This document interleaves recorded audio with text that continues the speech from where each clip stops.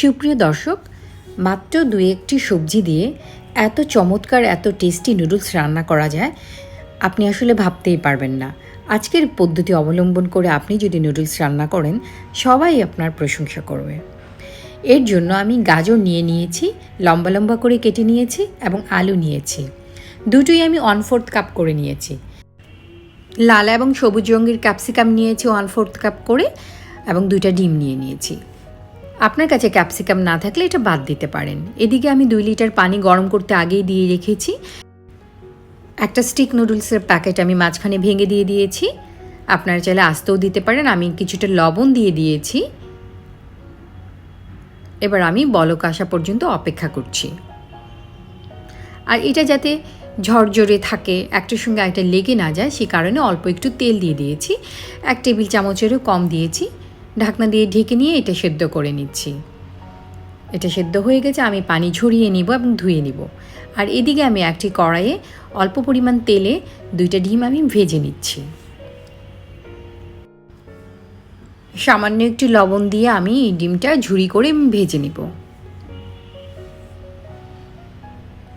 অন্য একটি পাত্রে আমি 2 টেবিল চামচ তেল দিয়ে আমি আলু যে লম্বা লম্বা করে কেটেছিলাম ওগুলো আমি একটু ভেজে নিচ্ছি। সামান্য পরিমাণ লবণ দিয়ে আমি এটা ভেজে নিব। কিছুটা সেদ্ধ হয়ে আসলে আমি এখানে গাজরগুলো দিয়ে দিব। আবারও আমি ভেজে নিচ্ছি। গাজর দেওয়ার পর বেশিক্ষণ ভাজার দরকার নেই। আলু গাজর সরিয়ে আমি মাঝখানে 1 টেবিল চামচ তেল দিয়ে 1 চা চামচ আদা কুচি এবং 3টি পেঁয়াজ কুচি করে আমি দিয়ে একটু ভেজে নিচ্ছি। এবার আমি নুডলসটা দিয়ে দিলাম। পেঁয়াজটা নরম করার দরকার নেই, সামান্য একটু ফ্রাই হলেই এখানে নুডলস দিয়ে আমি নেড়েচেড়ে ভেজে নিব।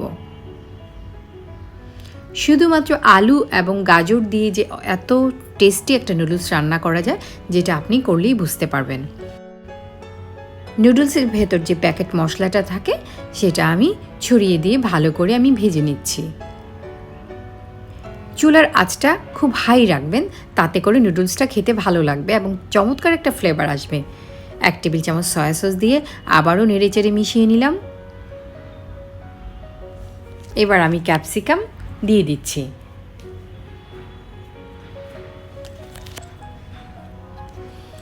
হাই হিটে নেড়েচেড়ে ভেজে নিলে এটার টেস্টটা অনেক ভালো আসবে।